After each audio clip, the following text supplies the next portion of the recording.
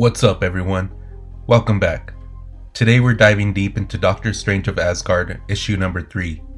This issue continues a murder mystery that's been unfolding in Asgard, with Strange now juggling his duties as both a physician and magical investigator. In this action-packed issue, we follow Strange as he searches for the spell of Akranon, a magical ritual that would help him realign his powers to become the Sorcerer Supreme of Asgard.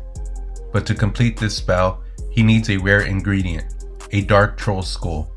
This sends Strange on a perilous journey into the mountains of Asgard alongside his new allies Aslak, Roskva, and their warrior friends. Meanwhile, Strange is still investigating who attacked him in his quarters, all while trying to uncover who was really behind the murder of Hulda, Asgard's former magical authority. The plot thickens with each page, so let's break down all the magical mayhem in this stunning third issue. Our story begins with Dr. Stephen Strange arriving in Asgard with an audacious goal, to become the new Sorcerer Supreme of the Realm Eternal. But as with all things in the Marvel Universe, nothing ever goes according to plan. The previous magical authority of Asgard, Hulda, has been murdered, and Strange finds himself thrust into a position that's part detective, part physician, and all sorcerer. Under a true spell, Loki confesses to killing Hulda, but claims they were coerced by an outside force, a revelation that sends Strange spiraling into an investigation that will test the very limits of his magical abilities.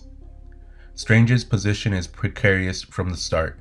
As he tells us, being a doctor is all about triage, knowing what matters most, and right now, his priority list is filling up fast. Dr. Strange performs surgery while Holt observes. Holt examines a weapon and asks, "And he attacked you with this?" Dr. Strange responds, "And then jumped out my window, yes. I was wondering if you could tell me anything about it, Holt, since your family are carpenters and weapon makers." Holt nods. "It's an axe." Dr. Strange sighs. "I see." Holt smirks. "I am but a writer. What did you call them? Romantic comedies? Carpentry isn't my expertise. But the carvings have a certain flourish. My brother may be able to help. I'll return once I have spoken with my family." Dr. Strange smiles. "Thank you, Holt." After a 13-hour surgery without assistance, Strange declares he's going home, to which Master Steingrim scoffs. "Bah, are all mortals as mollycoddled as you? If I were a young man," but Strange cuts him off and says, "You'd probably still be practicing medicine. I trust you'll wait with him until he wakes." Doctor Strange contemplates his priorities. Finding out who attacked me is high on my list, but it isn't number one. Number one is the spell of Akranon. To become Sorcerer Supreme of Asgard, I need to conquer its magic, and the only way is to undergo a slight realignment of my interior self. He arrives at an alehouse where a brawl is underway. Liva spots him. "Ah, the troublemaker." Doctor Strange greets her. "Liva, how are you this?" She interrupts. "The window in your room, Doctor. You pushed someone through it last night." Doctor Strange corrects her. "Actually, he jumped through it on his own accord. I fixed it." Liva narrows her eyes. "Fixing it isn't the problem.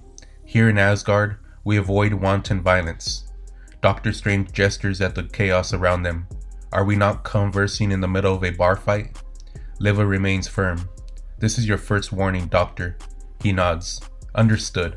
It won't happen again." At the heart of Strange's mission lies the spell of Akranon, a magical ritual that would allow him to realign his interior self and conquer Asgardian magic, essentially becoming the realm's Sorcerer Supreme. But every spell requires ingredients, and this one demands the skull of a dark troll, a rare and dangerous acquisition. Doctor Strange takes the skull to the best little magic shop in Asgard and presents it to the shopkeeper. "I don't know what to tell you," the shopkeeper says, wide-eyed. "I am as shocked as you are." "If I had used this," Doctor Strange replies gravely, "my mind would have splintered." "How awful," the shopkeeper clutches his chest. "Rest assured, I shall have words with my supplier." "So do you have a real one?" Strange asks. "A real dark troll skull?" "Of course." The shopkeeper rummages behind the counter. "Oh, we're all out, I'm afraid." Strange sighs. "So I'll have to source one myself, will I? Any tips?" Dark trolls are among the rarest of all Asgardian trolls. Fierce and powerful and reclusive, they are. The shopkeeper leans in. It's notoriously tricky to separate one from its head. Use something sharp. Later, Doctor Strange meets up with Aslak and Roskva. Aslak, Roskva, thank you for doing this, Strange says. Aslak stands tall. It is against Asgardian custom to allow a visitor to go on a dark troll hunt without a born warrior by their side. He nods respectfully. Which is why I asked Roskva to accompany us. Which is why I asked my friends, Roskva adds, gesturing to the group behind her. You already know Gorm. He's the idiot. Good day, Gorm offers with a cheerful grin. This is Solvi, Roskva continues, the beautiful demon. We call her on account of her artistry with blades. Solvi checks her equipment. Into the mountains we go, is it? Good thing I wore my warm boots. And that's Ivar, Roskva finishes. I shoot things with arrows, Ivar states flatly. He's not very good with people, Roskva explains. My thanks to you all, Doctor Strange says, looking at the assembled group. I know this will be dangerous, so you have any doubts, please remain behind. Gorm claps his hands together enthusiastically. Come, let us undertake this dangerous journey before we come to our senses. After 3 days of trudging through snow, the group realizes they're being watched. When bandits attack, Strange's magic falters, revealing a crucial weakness. Every realm has its own rotes, its own spell formula attuned to its precise frequency. His earthly magic is weakening in Asgard without the proper adjustments, another reason why the spell of Akranon is so vital. Just when all seems lost, the dark trolls arrive, led by their fierce queen, Turlog. After saving Strange and his companions, Turlog confronts the sorcerer about his intentions. You seek the skull of a dark troll. Do you intend to lop off my head? Or perhaps my mother's head? I have a niece. She's small. Is there a particular size you're looking for? Her words cut with the sharpness of an Asgardian blade. In a surprising turn, Turlog reveals she has spare skulls to share, and what follows is an unexpected cultural exchange. The dark trolls, despite their fearsome reputation, show remarkable hospitality, sharing food, mead, and stories around the campfire. As night falls and cultures mingle, Strange reflects on his revelations. I have learned, in my travels, to never let assumptions outpace my experience. The Asgardians are everything you would expect, and also everything you would not. Turlog raises her mead horn in a solemn toast. We all know loss. Grief is the one constant in these lands. Whether you be Dark Troll, Asgardian, or Midgardian, we are all sisters and brothers in sorrow. But before she can finish, tragedy strikes. A shadowy assassin emerges from the snow and strikes down Turlog with lethal precision. Chaos erupts as the Dark Trolls, wild with grief and rage, turn on Strange and his Asgardian companions, believing them to be betrayers. The group barely escapes with their lives, forced to flee without accomplishing their mission, or so it seems, until Gorm reveals something. I liked her, he says softly, speaking of Turlog. She didn't deserve what happened. Her remains deserve respect. He pauses, then adds with unexpected practicality.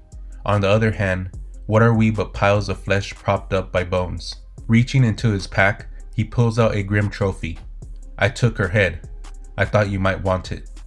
Exhausted and focused on the spell of Akranon, Strange returns to his lodgings, not noticing the candles already burning in his room. Inside, he finds Thor and Lady Sif waiting for him with grave expressions. Thor stands there, Mjolnir at his side, and speaks with unusual solemnity. Stefan, I would have words about Hulda. And just like that, the murder investigation that started our tale comes full circle, with Strange now caught between his ambitions to become Sorcerer Supreme and the growing suspicion from Asgard's mightiest heroes. And that's the ending to this issue. After the disastrous expedition that left the Dark Troll Queen Turlog assassinated, Strange returns to Asgard with her skull, thanks to the oddly practical thinking of Gorm. But just when you think things couldn't get more intense, Strange walks into his room to find none other than Thor and Lady Sif waiting for him. Thor's ominous words, I would have words about Hulda, suggests that the Thunder God himself might now be suspicious of Strange's involvement in the murder that kicked off this whole adventure. Is Strange about to become the prime suspect? Will he be able to complete the spell of Akranon with Turlog's skull? And who was really behind the attack on Strange and the assassination of Turlog? This issue brilliantly balances action, mystery, and Strange's fish out of water situation in Asgard, all while deepening the central murder plot. If you enjoyed this breakdown, make sure to hit that like button and subscribe for more comic breakdowns. Drop your theories in the comments below. I'd love to hear what you think is going to happen next. Thank you for watching. Until next time. Peace.